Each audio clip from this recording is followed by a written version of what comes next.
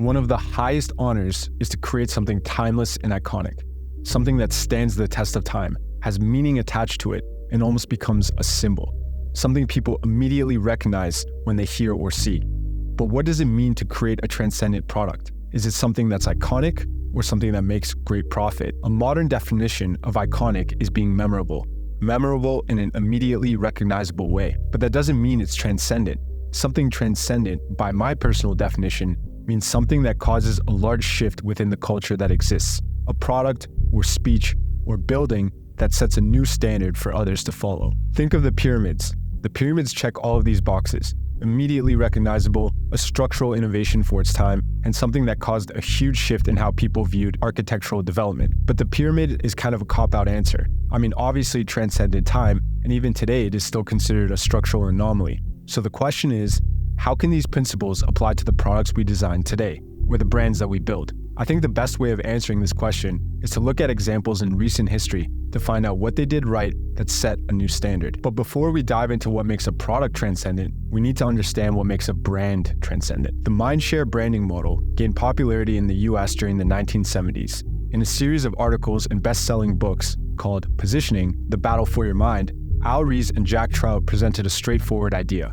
For a brand to succeed in a society overwhelmed with mass distraction, it must have a clear and focused position in the customer's mind. The position should be based on what is important in the product category, like a valued benefit or an aspirational identity. I think a great example of this is Coca-Cola. Coca-Cola's Share a Coke campaign has done an amazing job of creating an identity around its brand, the happiness you feel when sharing or drinking a Coke. This concept of brands competing for space in the customer's mind has been the foundation for influential writing pieces on branding ever since. And many management books on branding often try to introduce new and trendy terms like brand essence, brand soul, or DNA and brand identity, but are basically just copies of this same idea of mindshare, which again is the importance of having a clear position in the consumer's mind. The newer brand gurus focus on the emotional and personal side of branding, but the core idea remains the same. Marketers need to act as guardians of the brand's abstract identity, understanding its essence and consistently communicating it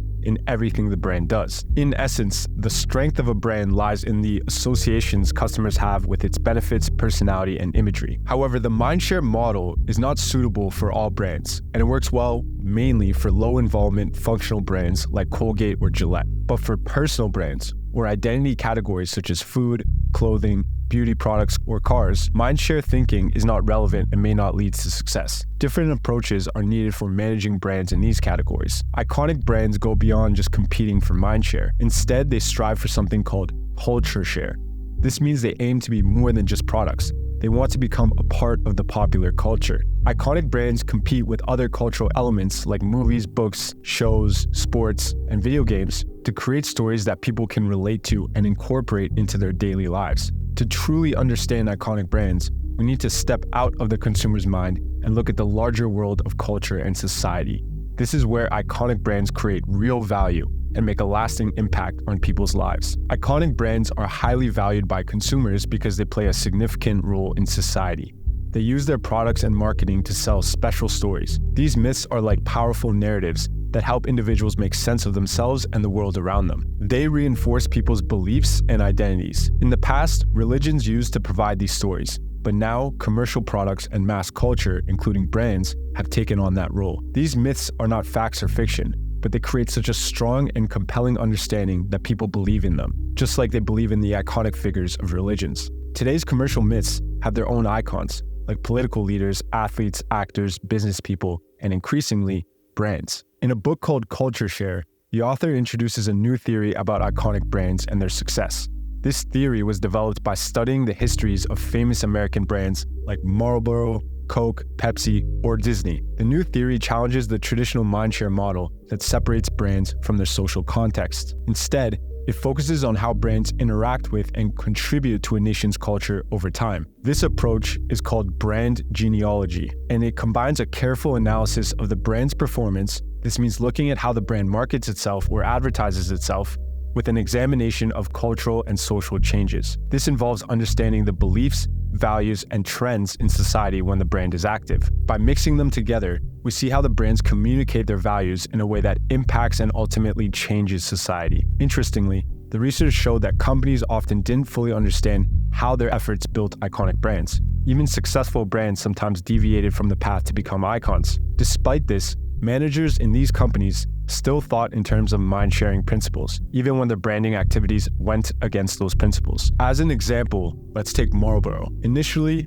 Marlboro cigarettes were marketed as women's cigarette with a red tip to hide lipstick stains. However, in the 1950s, the brand faced declining sales due to growing concerns about the health risks of smoking. To revive the brand, Marlboro's marketing team made a bold decision to rebrand Marlboro. They introduced the iconic Marlboro Man, a cowboy figure representing independence, adventure, and the American spirit. The Marlboro Man campaign portrayed smoking as an activity for strong and confident men, symbolizing freedom and the untamed spirit of the Wild West. This was all accomplished right as a cultural shift was occurring. The post-war prosperity led to the rise of consumer culture, with Americans embracing materialism and the pursuit of material goods. Advertising and marketing played a significant role in promoting consumerism and encouraging people to buy products that represented a certain lifestyle or aspiration. The 1950s also saw a massive suburbanization movement, with many Americans leaving cities to settle in newly built suburban communities.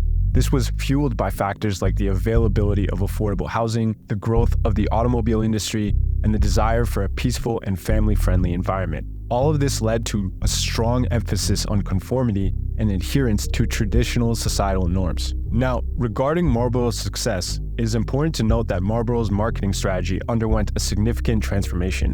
In 1954, Leo Burnett, a prominent advertising executive, devised a new marketing campaign that aimed to reposition the brand. Recognizing the cultural climate and the changing attitudes towards masculinity, Burnett created the Marlboro Man campaign. The campaign portrayed a rugged and independent cowboy smoking Marlboro cigarettes, tapping into the American ideal of individualism and self-reliance. The campaign resonated with cultural values of the time, as it tapped into the desire for the American dream of freedom, success, and adventure. The image of the cowboy, often associated with the frontier and the open road, symbolized the pursuit of new opportunities and the spirit of the West. The successful rebranding of Marlboro as an icon of the American dream saved the company and transformed it into one of the most recognizable and best-selling cigarette brands in the world.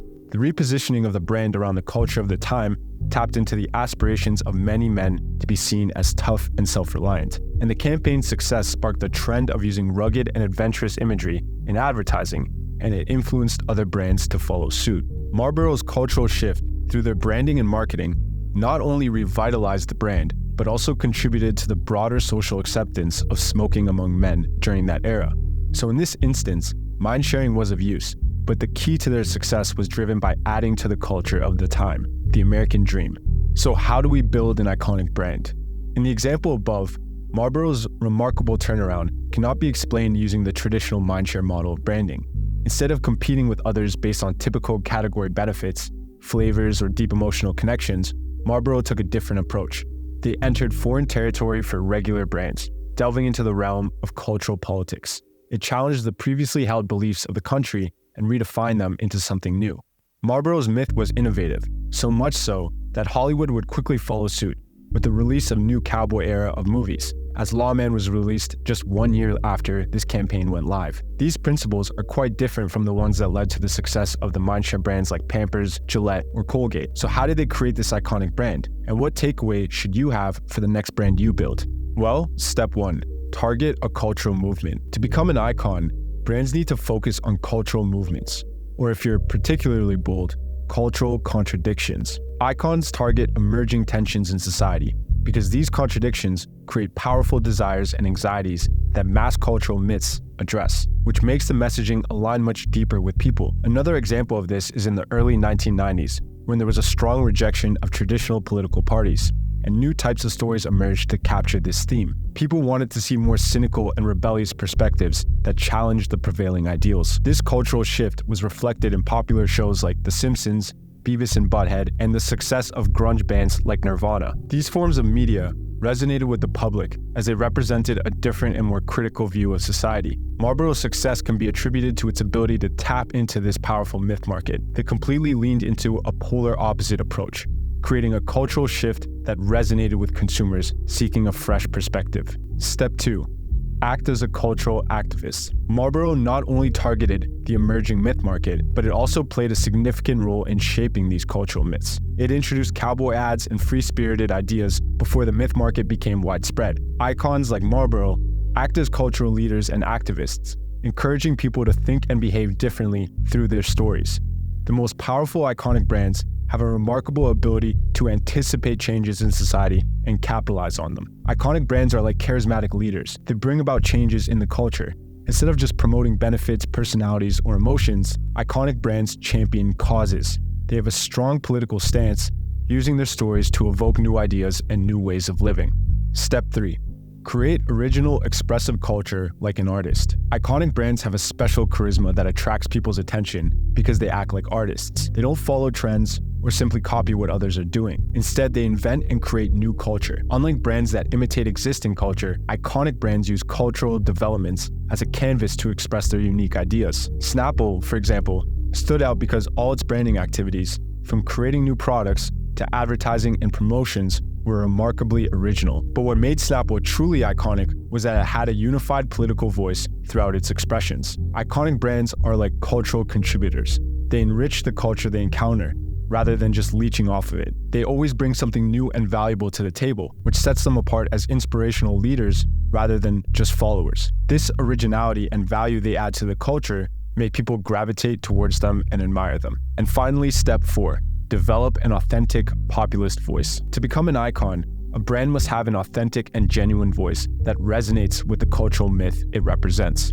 People should trust that the brand truly understands and believes in the message it conveys, rather than using it as a marketing gimmick. Iconic brands achieve this by speaking from within, authentic and non-commercial cultural centers where new ideas and values emerge. In the case of Snapple, its credibility was strengthened by the endorsement of personalities like Rush Limbaugh and Howard Stern, who genuinely loved the brand. These endorsements showed that Snapple shared the same space as its politically disaffected customers. This trust is crucial in an age where customers are skeptical of brands that exploit popular culture for their own gains. Iconic brands throughout history, like Snapple or Marlboro, avoid appearing opportunistic by being deeply committed to the cultural worlds they represent.